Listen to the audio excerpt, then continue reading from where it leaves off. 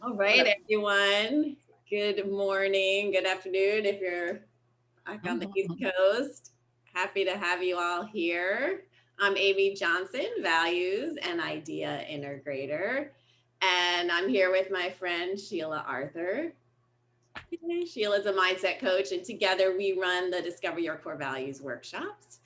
And today we are here to create an open space to to talk about our values, to check in, discuss what's working, what's not, how to apply them in our lives for every day and for big decisions. So it's really an open conversation. And I am recording this meeting. I mentioned it in the email, but I wanted everybody to know that too. So we are glad you're here so the people who can't make it will be able to share in the conversation and learn from all of us how to do this because we're working together to find a way to live more in alignment. And I wanted to take a moment to review what core values are and how we define them. So core values, as we like to talk about them, are a single word or a phrase that connects you to your authentic and truest self. They help us bring the unconscious conscious so that we more know how we're operating out in the world when we say yes, when we say no. We're operating from beliefs that are actually our values, but oftentimes we do that unconsciously. So the values help us identify those things that most often come up. And then we can see, oh, is that in alignment or is that out of alignment? There are inner compass that helps us navigate where we want to go and how to get there and how to do it that feels satisfying and on purpose for who we are. So that's how we define values. And it was interesting. I've been thinking about this because did you know, we were just talking about snow in Portland, but did you know that the Eskimos have 30 different words to define snow? So we have 30 different words to define snow. And I found that really interesting because you can learn a lot about a culture by how they define words or words they have and words they don't have. And what I've been noticing as I just was thinking about values is that we have one word, values, that is applied to many things. It can be a slogan like family values, or it could be in an ad. I saw a West Elm ad yesterday that said, your space, your values, your way. The same word gets applied many different ways. I've been hearing it a lot lately, and it's been very generalized and vague in conversation. And what we do here is begin to get specific. We get clear about our own values, and that helps us articulate and be out in the world, less vulnerable to manipulation or an ad or anybody trying to tell us what our values are or are not. And it allows us to be really mindful and intentional about how we want to live our lives. So it became important to me. So, my friends and my parent, my mom back east are getting snow. Cynthia may get snow. We don't need 30 words because it's not life and death for us, as it would be. But values could be useful to us to have more words to describe it. So that's why we get really specific and create these spaces to actually talk about it. And we are here today, and now we want to, kind of move into why you're here today and what brought you here to show up on this Thursday on middle of the day to kind of be with us. Would anyone who would like to share? Jen. Hi, I signed in because I thought I really do want to live in integrity of what I think and believe. And so I thought there might be some ideas today that would help me define what my values are. So I'm clear on those so I can use it, like you said, as a compass. So that when different options come up or ideas come up to do things, I can go, how does that, okay, yes or no. That's kind of why I came in today. Amy, you're on mute again. It's simply for those days. It's the day. Yes. That is perfect, Jen, because that is exactly the reason why I continue to do this work and why I think it's such important work, because it's almost every day. It's like, it's not like I consciously think about my values every day, but they come into play every day. And when I do consciously think about them, or when situations arise, it becomes that much more critical for me to be clear about what they are and what's operating at the time and what I want to do, what's important to me. And I got, just in the last couple of weeks, gosh, do I have examples of that? Just dealing with a family crisis and what that has taken for me to just focus on that, and how I used my values to really navigate through that experience and to be present for everybody and to try to be as helpful as I could. And it's just so critical sometimes to just know what they are. And so that's what this is all about. So right space, right time to be here. Thank you. I'm in that same space. You know, yesterday I was having a conversation with my husband just about, because I haven't worked.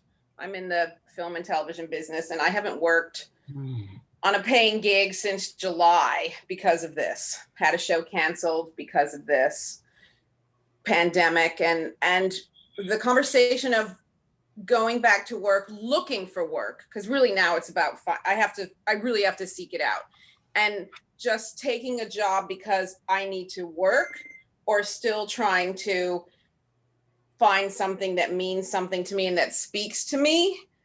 And is that indulgent to do that? Is that precious? Am I being realistic? You know, if I need to work, should I just be taking a job that pays right now? And so when this came on, getting this link, Amy's always good at that. When this comes through, it's like, no, you know, let's look at values across the board, and where can we apply them, both for the moment and then also obviously on the bigger scale, every day, all of them versus certain ones that apply most to this situation, because maybe it's a different value that can justify or make me feel, not justify, but help me maybe not hold out for the project that morally is going to speak to every single thing that I want to do, but it helps with another value that is equally as valid that I might not be giving enough support to. So yeah, good to chat. Thanks, and that's a perfect example of how to work with values. And that's why we say the kind of the best practice is say 5 to 7 core values. And it helps round it out. More can be overwhelming unless you realize there's something missing. And sometimes it takes a little bit of time to recognize when something's missing.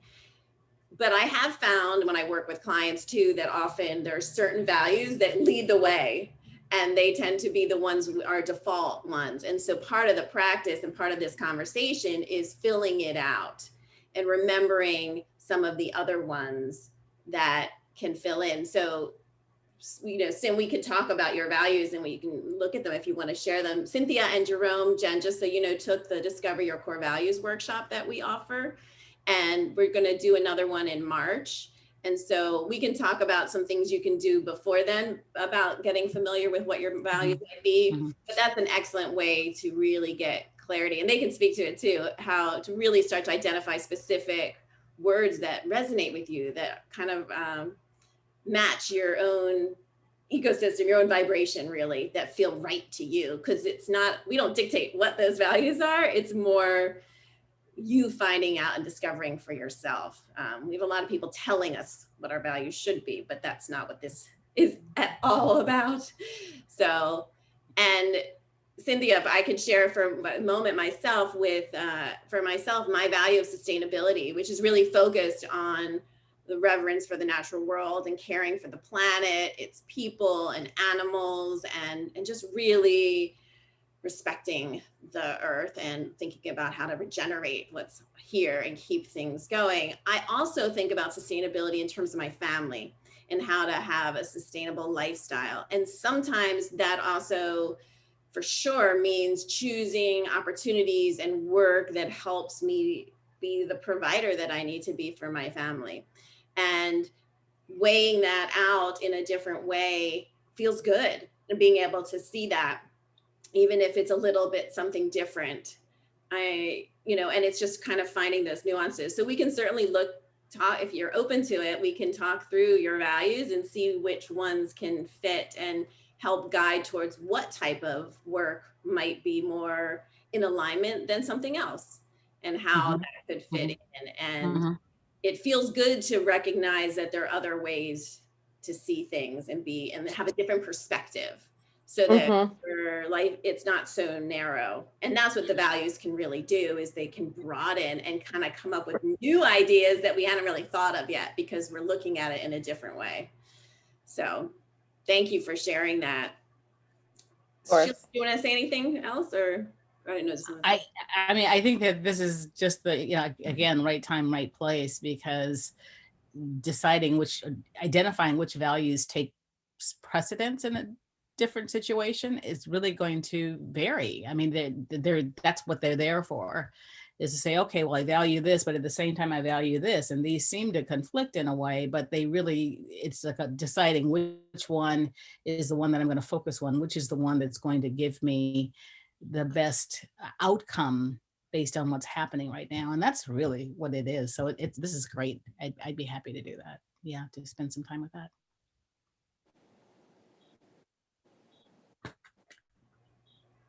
Hi, Jude, welcome. Mm-hmm.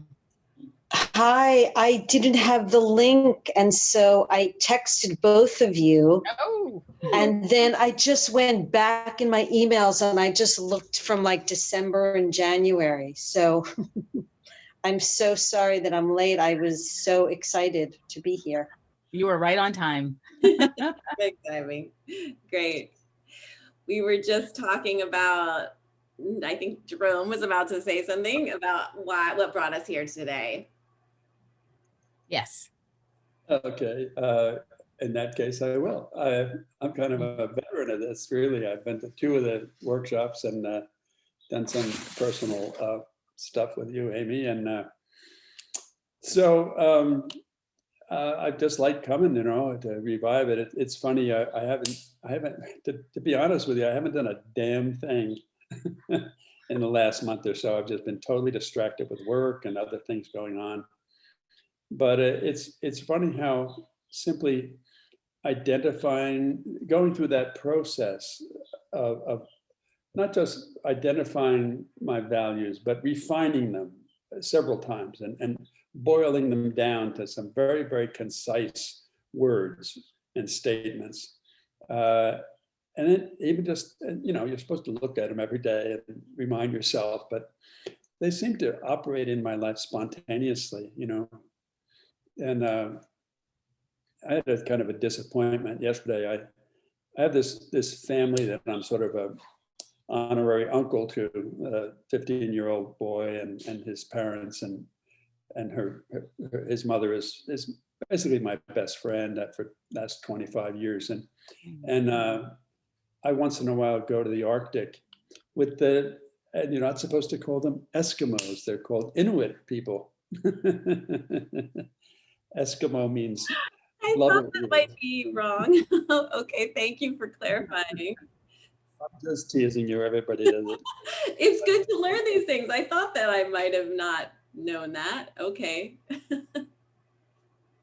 Anyway, we go up to the Atlantic, Arctic, the Canadian Arctic, up in northern Quebec, up by Hudson's Bay. Mm. And he has adopted a little village up there of 600 people, of Inuit people, and had helped them to establish a guiding outfit, hunting caribou and black bear and ptarmigan and going and fishing. It's the height of the fishing season up there. They have a salmon run. And anyway, but it's expensive to get there, because you have to fly to Montreal, then you have to take a plane to Kuujjuaq, which is and another plane to Tasiwak. And by the time you get there, from Montreal to Tasiwak, it's $1,000, And that was a family of 3, right? And so went through all the arrangements and everything like that of planning this whole trip and everything like that. And And it was really a commitment to my value of relations. That's the value that I've realized that was very important to me, because I grew up in a family of 8, and I'm all by myself here in Los Angeles, and I have very few really close relationships outside of 12-step programs, basically. And this is the only real family sort of a relationship that I have. And it's much more natural to me to be in that kind of relationship. And I really went to great lengths to arrange this trip with them and my brother, also a family relationship, who goes up there every year. But anyway, the whole thing fell through. It was going to wind up costing them about $20,000 altogether by the time they got there and got back with the son. And he was 15 years old, and he didn't really want to go, and they were talking him into it, and he wanted to be with his friends, and he didn't want to miss school and all this razzmatazz, And so but anyway, it was really disappointing having put all this effort into it and then having it fall apart, And but it was a testament to the fact that that without having done this workshop, I don't think I ever would have even pursued the whole thing. You know what I mean? Because, and it was even though it was a failure, I found in my life that a lot of my failures, most of my failures, as a matter of fact, probably all of my failures have been pointing me in a more creative direction, focusing me in a different direction. They say, there's that Chinese proverb, no rejection, only redirection. And so I think that's what it's been experienced for me. And my number one priority is creation. And I've been neglecting my creative enterprise. I have this invention that I've been working on for 20 years, and I haven't done a damn thing on it in a month. And so it's really, I said, damn it, I got to get, now that that's fallen apart, I can focus on my invention. So all these values that I think are real guideposts for how to wend our way through all the infinite options we have in life. I mean, the options are infinite. And which ones do we choose? Which ones do we choose? And now that I've gotten clear on what my values are, and they get tested every month, because every month we have one of these workshops, and whether I like it or not, I look at them again. I say, yeah, that's true. That's true. That's what I value. That is what I value. And I'm real clear on that now, which I wasn't before. It was all very vague, and I want to be a movie star, blah blah blah. And so anyway, that's about all I have to say. Thank you very much. That's fabulous, Jerome. As always, that you've said so much. I love the proverb.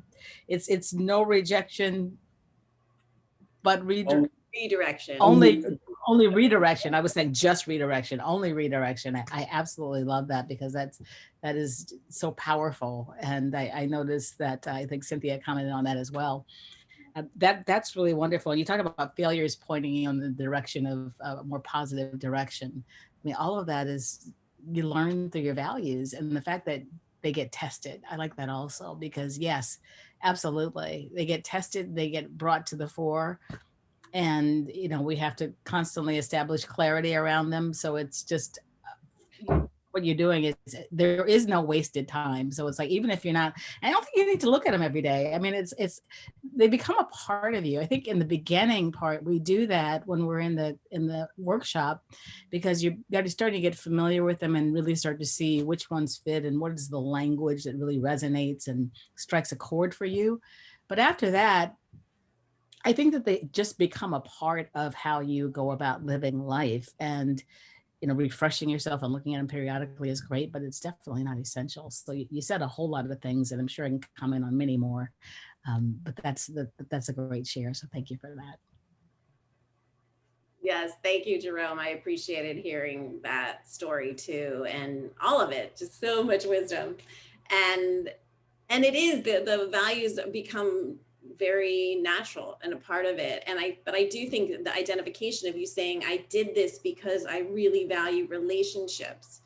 It's a different thing than saying I want to have a trip for adventure or something like that. So identifying what was driving this particular trip, because there could be many motivations and probably more than one to go on this trip, but that one was driving it. So then even if this trip doesn't turn out, how you're honoring and enjoying the relationships that you've built here can find a new way too. So involving Oliver, I know the 15-year-old's name, coming over and doing the invention with you more and getting active in that way can still honor the relationship, even though you're missing out on this amazing thing that you planned. And I do believe that our efforts in a direction like that, whatever the outcome, but the efforts themselves have a vibrant energy to them.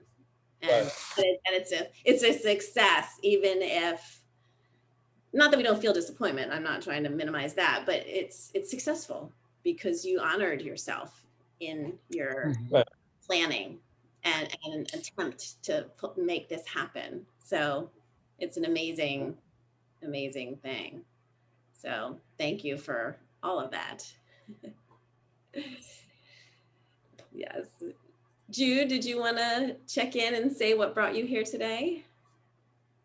Sure. First of all, I apologize, Jerome, for diving into your initial introduction. So sorry about that.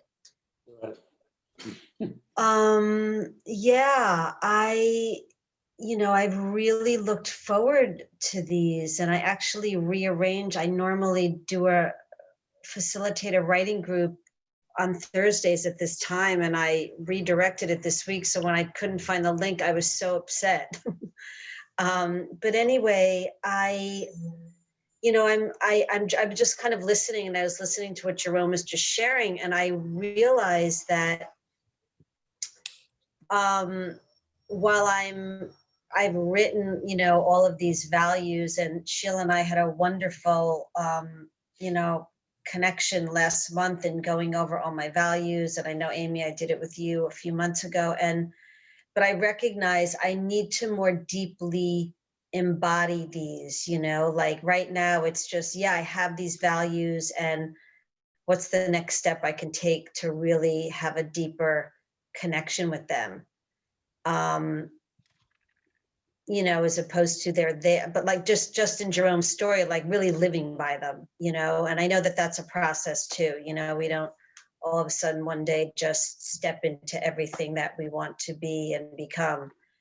But, one thing that really came present to me, I'm taking this authentic communication workshop with this really amazing meditation teacher. And really, I always thought my freedom was, kind of like my number one, but I really got a deeper sense of what authenticity means for me. So that really opened up something in my whole, core value of that. But something that I recognize that's been coming up a lot for me, and as Jerome just said, we get tested or opportunity to really see what are we living by. And I realized that I hadn't even included one that is so paramount for me, which is safety.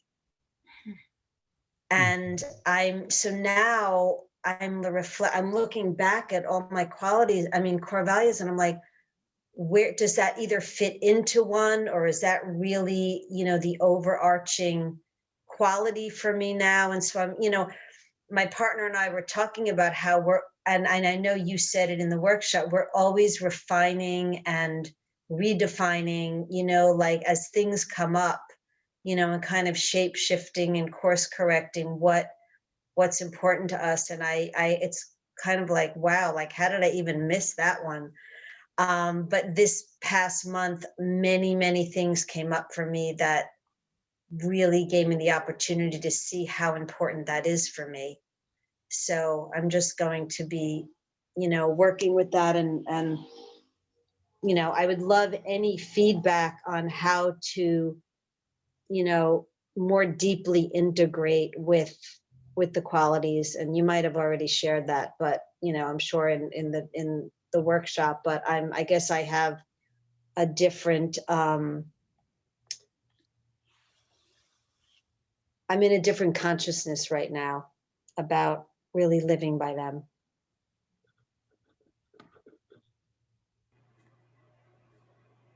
Thank you for that, Jude. That's beautiful. And I hear that in your voice too, the openness and the curiosity of how to embody the values in a kind of deeper and more meaningful way.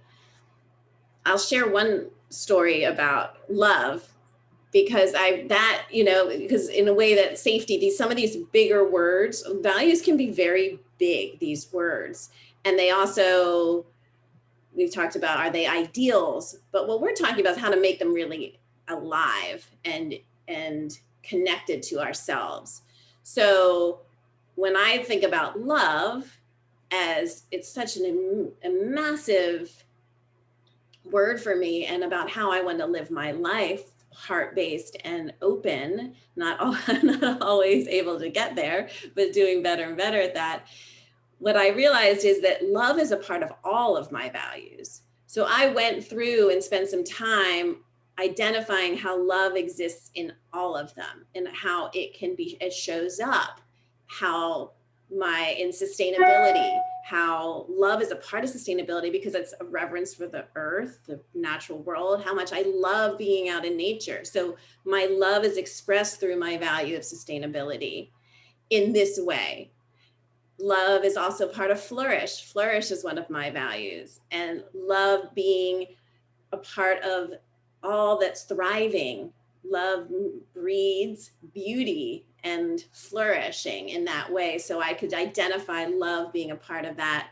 So it may be useful to see how safety may already be a part of everything you've already identified as a value, rather than its own value itself. It may be, but it's an interesting first step to exercise and see if that shows up in a way that could be identified there. And if not, then you can write more deeply about safety and see if that in of itself is its own that was missing, or is already there, but it has to be kind of lifted up a bit. And then, so you see if it's already there. And the question then is, how does it look? What does that look like for that value, that element of safety for you? Yeah, I love that. I, as you're saying it, thank you, because I can see it is really woven in every single one of my values, because it's such a basic need, and in order for me to really embody any of these, I'm gonna really sit and go through them and see. I think it's more important not just seeing that it's there, but like you just gave a very clear distinction, like how it is present within each one of those values. If that makes sense. Yeah, and how it'll show up for you in a moment. Yeah. Where you're facilitating a workshop and creating a sense of safety for all participants to feel they have a place that they are comfortable and can share. So it's all of those types of things that you can start to apply in that way. Yeah, thank you. That's so perfect. Thank you. You're so welcome. Mm-hmm. Right. I was just thinking about what shows up for me as an underpinning of my values, and one of those things that I didn't like put openness or expansiveness as a value, but that is embedded in everything. It is embedded in the power of healing. It's embedded in my reverence for life. It's embedded in presence. It's embedded in compassion. It's embedded in so many things, because just having that openness is like the beginning point. I guess it's something that's just right there, and it permeates. It allows everything else to exist. It allows all the other ones to then come forward, because these are the ones that are like the drivers for me. But openness has to be a part of it, because if I'm closed, none of those are available to me. Nothing is available. But I didn't feel like I needed to have it be a separate one, because it's such an integral part of everything else. And so I guess that's the real value in being able to drill down and see, as Amy was saying, how a particular value shows up in all the other ones, and how that may be just like a foundational piece. How safety for you and openness for me just shows up everywhere, and love for Amy shows up in all areas. So that's another powerful way to think about that, and I hadn't thought about it just until today, that is in fact very present for me. So thank you for that, Jude. Sorry, thank you. Will you all excuse me just a moment? My daughter is asking for me, and I just need to attend to her for 1 second. So Sheila, will you? And that is exercising one of your values. I love it. Yes, I love it. Thank you. Absolutely. No worries. Yes. So I wanted to, since we've all had a chance to speak, Jen, I wanted to come back to you, because you are in the process of identifying what your values are. So as you think about them, and I know that we're throwing a lot out at you, and the workshop is, I'm going to encourage you to do the workshop, because it's so valuable in getting clear about them. But so what comes up for you when you even think about what your values are right now? I think probably what comes up the most is I think there's a lot of things that we decide to do or not do. And I wonder about the underlying value, I think is what it is, that has us, that if we knew that, it would make it easier to make choices. And I'll give you an example of my girlfriend saying that she wants to make sure she arranges that when she retires, her and her husband will be able to go on cruises twice a year. And that was her goal. And I thought, I wonder, I do that too, but what is the value or the goal underneath it? Like, can it be reached or served in other ways? If you can't afford to do the cruising, is the value that you're crazy about your husband and you want to spend time with him? And can that be done in other ways? Because I feel like, especially maybe now during COVID, more thinking about, what are we doing with our lives kind of thing. I'm just curious about that underlying, people say, like I would say, oh, I want to get fit. Oh, I'm going to run 3 kilometers a day. That's my goal. But that isn't my goal. My goal is to feel good in my body in whatever I'm doing.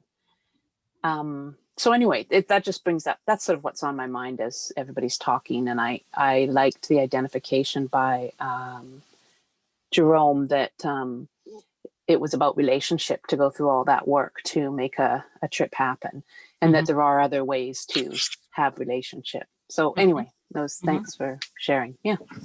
Oh, absolutely. So so here's the thing. So when we talk about values, and when we talk about naming values, and we do it in the workshop, one of the first things that we ask people to do is to think about what's most important to you. What do you love? What's most important to you? What has meaning for you? What's meaningful for you? Because that usually, oftentimes, will start to yield the kinds of answers that will help you to get a sense of what the values are. So like, for instance, in your example of getting fit, you want to get fit or run a marathon or whatever it is that you might want to do. So what's underneath that? It's like, and that's a very specific and personal kind of things. You can ask 10 people that same question and they might have 10 different reasons. For some people, it might be around connection because my partner is really fit and I want to be able to do things with them. It might be because I value longevity and I know that if I don't do these things, I'm not going to get to the place where I really want to be. Or it might be healing is really important because I had experiences in the past that prevented me from being vital and present, and I want to make sure that I'm healing and doing things that are honoring my body. So it's like, it's so personal to identify what that thing is or what those drivers are underneath. Oftentimes they are also values. So when we get into the point of describing the values, we're doing it, as Amy mentioned, there's like best practices of 5 to 7 values, but there's plenty more. We're not just living by 7 values. We've identified those as being the ones that are they're our guideposts, essentially. They're how we navigate through, but underneath there are plenty of other values. So it's just really drilling down and identifying, the ones that are essential in your life right now. And so I really do encourage you to take the workshop because I think it's going to help you to get a lot more clarity about that. And as you start to think about it, so what is really important about this? And part of the other piece is just really discovering what the why is. So it's like, why is that important? And just keep asking, why? Why is that important? And that can start to give you some information that's really useful to you in terms of figuring it out. Welcome back, Amy. We were just talking about the trying to identify what's underneath the value. Sometimes when people express that they have a particular value, there's something underneath it that's more important, or that at least is the driver, and that's going to be so unique to each person what that is. And that's the whole point of going through this practice, this exercise, is to figure out for you what are those pieces that are underneath. Right. And that helps us. It's not something, something to articulate when we're talking about it or how it's living in our life in that way.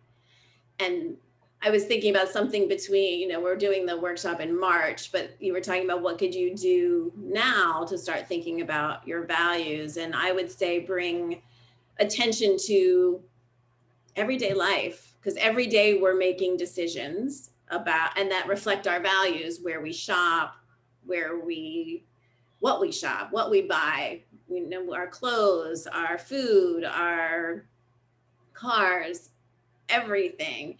And it's not about being perfect, but we're making decisions. So taking a pause and all of those types of things and bringing the unconscious conscious of like, oh, I shop here because it matches, something that matters to me, and begin just thinking about what matters to me. And that's enough to do to get started thinking about a more values-based life. It's just starting to bring the attention to it. And then the process that we go through in the workshop allows you to begin to go deeper with that and name it and discover it through all of that. So, because there's different aspects. So there's discovering it, then there's integrating it, living it, and we're constantly honing them.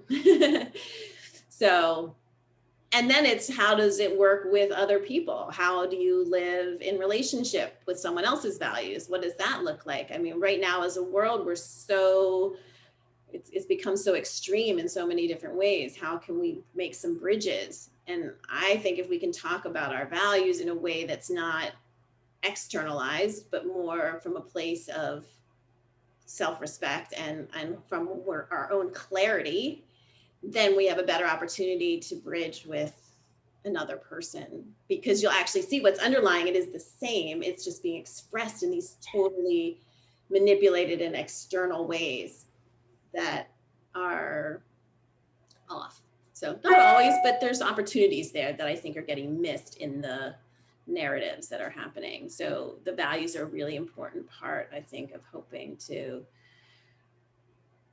move through some of this in a different way. So does that make sense to you, Jen? Great. Good. Mm-hmm. So Cynthia, did you want to talk some more about what's going on with you, or do you want to do that today, or? Do I want to talk about more what's going on with me? Well, it's interesting. Sheila brought up something about recognizing openness, and there is something to this whole process that was good for me, Sheila, because I sometimes have a tendency to put my values up here. Mm. And something to aspire to, even though obviously I do live them, but how to ground them and how to make them tangible and things that I easily identifiable, or at least identifiable, so that in that first moment when I think that something is rejection or a failure, in fact, it is the pause for redirection, or it is all about the journey, right? And we say that it's not about the destination, it's about the journey. But when you said openness, Sheila, because I thought, well, that's a given. But no, not necessarily. Like sometimes we've got to really. Well, it probably is for you. All of us. What is the given in me? So, Mm-hmm.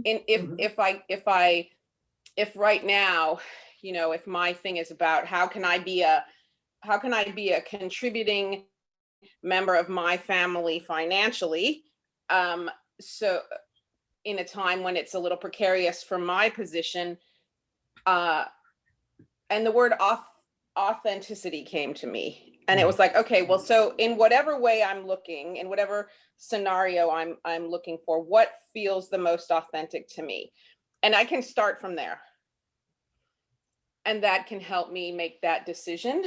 And that authenticity was never in my core values. Like my core values were my relationship with nature and my relationship to community and my relationship to learning, like always striving to be learning. And I don't know, in the moment you said openness, I just thought I've just got to work on acknowledge what's most authentic to me as my starting point. And then maybe take a breath or exhale. Because Jude also saying safety, it's so important. And we don't think about those things, but openness, safety, authenticity, what Jen was saying, what's the drive for the goal?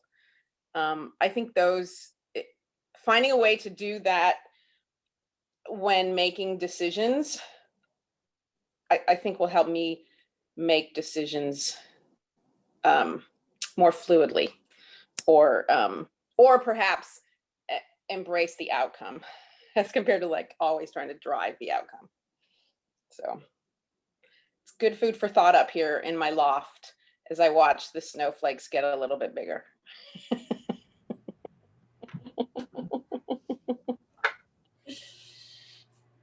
Yeah. Well, That's amazing. Go ahead, Amy. I was going to say, it may be worthwhile to take the word authenticity, like we were talking about with Jude, and look at it in all your values and how it lives there and how it shows up in your life in that way. Mm-hmm. And that's a really great exercise to do, because then it'll help you further define your values. And it is really about embodying them and that's why we talk about it. We take it, that's the integration part. It's taking, a lot of times values are talked about as ideals. Mm-hmm. And it's on a wall in an office, often talk about business, and you don't really see them lived. They're just there on a website or something to look good, or personal values, but they're not necessarily lived. And this is really about talking about embodiment and how to, like you said, Sin, is how to bring it down into the body and actually part of your day. And doing these processes help that, like the writing about it, or after the workshop, as one of the bonuses, there's a worksheet that's about making decisions using your core values. And it's a really simple thing to fill out, but going through those exercises really help. And I call it, in some ways, it's like keeping your center. So if a job comes up, you can certainly run it through your values and make sure there's enough there. It doesn't, so there are steps you can take for yourself to keep in alignment. It doesn't mean you have to go completely out of your alignment as you look for work or not and take something that doesn't feel right. But the more we work with them, the more they become part of our day-to-day decision-making, like you were saying, and get out of the ideal and into life. Because we're doing it anyway. We're just not doing it consciously. We're living them. We're just not always bringing the specificity to it. Mhm. Well, I think also kind of giving ourselves credit for living it, right? Absolutely. The validation. Absolutely. Yes. That's a big thing. Not everybody, but I know I tend to criticize myself before I take that breath and say, okay, but in fact, it hit these things, or I acted in this manner, or even though this didn't happen, this, and this did. And that's the positive out of it. Yeah. Absolutely. That's the most amazing thing about it. I think people think that we're so hard on ourselves. Yeah. And this is a real opportunity to validate how much is good and how much is right and how much is clear and how much is in alignment. Right. And where it's not like, you just got to redirect, course correct, calibrate. Right. Cars have to get recalibrated all the time, realigned. So don't always talk about it that way, but that's part of anything that lives and breathes and works. You just kind of got to make a little wiggle, shift it, Yep. rather than a huge course correct in that regard. And as we work with them, it just helps to do that. Like we just get it becomes simpler. Mm-hmm. Because we can go, oh yeah, that's there. And then it's also kind of fun too. Like, you sometimes will get to see a situation slightly differently when you apply an unexpected value. Like I applied my value of flourish to a new storage shed in the back. Like, how would that even work? Right? Like, it's a tough shed, But it did. It was kind of like, oh, wow, it shows me flourishing. And now I see it and I'm like, oh, this is really fun. Because it allowed me to care for my things in a way. It allowed me to have another space in my house that was really cared for. And I got to pick the paint and I got to hang up some pictures in there and make it pretty. A she shed, I heard, is a thing. So it became, when I thought about it and I ran it through my values, I didn't think it would hit this and this and this one. And sometimes it's not appropriate, but it helped me make the decision to go ahead and spend a little more money than I normally would have because it hit all my values in a way that I was like, okay, that's kind of cool. That's and I wouldn't have thought of that on my own if I hadn't kind of taken that time it didn't take long, 10 minutes, just kind of like working through that decision-making worksheet to do that. But you can start to do it in your head too if you don't have time to write, but it's kind of funny that way. Mm-hmm. So I like that idea of a she shed. I do too, because you hear about man caves. I know, it's exactly that. You've just given me an idea. Yeah, I thought that was kind of fun. I just wanted to say, Amy, what you just shared in all of that, I so appreciate it, because it's like when you said to make it fun, it's like an opportunity to live creatively, and not just have like the values be so serious and, this is like what I believe with my fork in the ground kind of thing, and just like Sheila said, an openness to it and creatively and, there's opportunity for so many things to practice mindfulness, with like a real meta awareness of like our decisions and, does this fit in this moment? And also just, leaving room for life on life's terms, like this is life and, we adjust, but just kind of giving yeah, I guess because creativity is so important to me, I look at it as, create like as a real creative, open space to be living these. So thank you for sharing that. Mm-hmm. Mm-hmm. Absolutely. Yeah.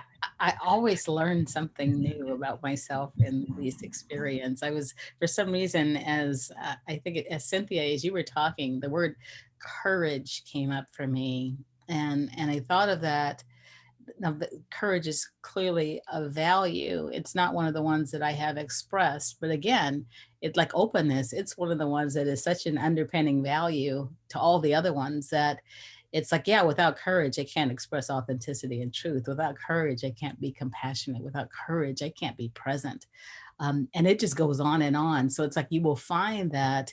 So even though, and I think this is the tricky part, that even for me, when I first started working with values with Amy, it's the 5 to 7 values like that feels like very, in a way, tight and restrictive. It's like, well, I got lots more than that. Of course you do. But it's like when you start to name them in a way that really honors all the ones that are underneath and how they fit in to the various values that you've identified as your core values. Now, core values doesn't mean these are your only values. So it's helpful to know that there are a lot of other ones that exist within those values that you've identified. And I'm always coming up with ones that I know, because it was like, God, I've got so many of them. But once I place them in the different categories, it makes perfect sense because, yeah, courage flows through all of those. It even takes courage to find beauty in everyday experiences, and to be creative. So it's like that value, both coexist, and they coexist beautifully. And so it's easy for it to start to become part of, to embody them and to have them become the things that are guiding me once I get that clarity, because it's nuanced, it's layered, it's complex, but it's also very simple, at the same time. And I love the experience of focusing on the values, because it always gets richer and richer. And each time I do this, it gets a little bit more clear, a little bit more refined, and it's just powerful. It's interesting you said courage, Sheila, if I may, because I think it's true. It takes courage. Those are we think such big words, Mhm. but it takes courage to allow ourselves to flourish, right? Yes, It takes courage for us to say, I need to look at this in terms of safety. I need to create a space that's safe, whether that's for me or for others, especially, and courage to put ourselves out there. Mhm. I had a conversation with somebody earlier this morning talking about post-apocalyptic, and I feel like we're all, well, I don't even know if we're in the post yet. We're in the apocalyptic scenario right now. And what is to one is not to another. So it really is, what I love about these workshops that you two have created is that opportunity to come together in this way, investigate and think about it in our own, how it applies to us, but also to hear others. I mean, I personally feel, and I think, Amy, I mentioned this to you early on, that this is one of the most important types of workshops, that your timing couldn't be better in terms of like having this kind of an environment, creating this kind of an environment. I'm so happy I was able to make this one, because I feel like this is a great way for us to, in hearing other people, what they're going through, what they're feeling, how they're investigating this, take pause and give ourselves, the time and space to look at ourselves in that way. Mhm. It just really is. Courage. Take courage to take the time, give ourselves the time. Thank you. Absolutely. I mean, courage to show up here on a Thursday at 11, on the 11th. Show up to do the workshop, show up to do the work, listen, show up to ask these questions. Those are powerful moments of courage each throughout our day. Mhm. Courage to see, there's certain things I don't want to look at sometimes, but I'll have the courage to do so because I know how important it is to me and to myself. And I appreciate you saying that, Cynthia, because I am actually putting together a group, it's on a new network called Mighty Network, and I'm putting together a group called the Values Connection. So when it gets up, I'll send you an invitation so that we can all be doing this in a concrete way. And it's a cool little new platform that I liked, because I didn't want to do it on Facebook. So a lot of people are on Facebook. So I found a different place to do it. So we'll see. I'm kind of putting that together. I'd love feedback because I want it to be a place to do all this regularly. And it is about talking about it because we don't really talk about this stuff very much. And it provides a path to, I think, bridge from apocalyptic to post-apocalyptic. I keep seeing there are new paradigms happening all over the place. Oh my goodness. That's how I see it, more than necessarily post-apocalyptic. Is more that there are old paradigms aren't working anymore and we need to build a new paradigm. And in a way, these conversations are helping bridge that because it's building more awareness and consciousness and conversation around things. There's not a right way or rigid way. It's more of the openness, the courage, authenticity, safety. Those are what's underlying all of it too. Mm-hmm. Mm-hmm. So I'm happy to send anybody who wants an invite to the group. And it's, like I said, it's a work in progress. So we're creating it. That's how I see it. So please feedback. And if you guys, Jen, I don't think I have your email. If you want an invite, will you put your email in the chat and then I'll send it to you. Don't feel obligated. It's just if you want that, I'm happy to do that. So, and I'll also send you info about the next workshop. So if you want to do that. Yes. So we are just about at noon. Mm-hmm. The time always goes by so fast. It was such a great conversation day, Jerome. Just a quick word, that word courage, Sheila, saying that blew my mind. It really did, because in all these workshops that I've done, that word has never come up for me, because it's something anybody who knew my life story would know that's been a really courageous journey just to survive. I mean, the courage to stay alive alone. And it's something that I've always taken for granted, that damn it, I'm going to keep on going no matter what. And I've always taken that for granted about myself. I've never given myself credit for being as courageous as I actually am. And as you were talking, I'm looking at all my other values, my list: creation, freedom, honor, vitality, service. They all take an enormous amount of courage. The courage is fundamental to who we are, and just to be alive in this world. My God, this apocalyptic world, given everything that's going on, But it took courage for our founding fathers to found this country, And we live in a world that demands courage from all of us. Very, very beautiful. You brought that up. Thank you so much. You're so welcome. Yes, thank you. Hey.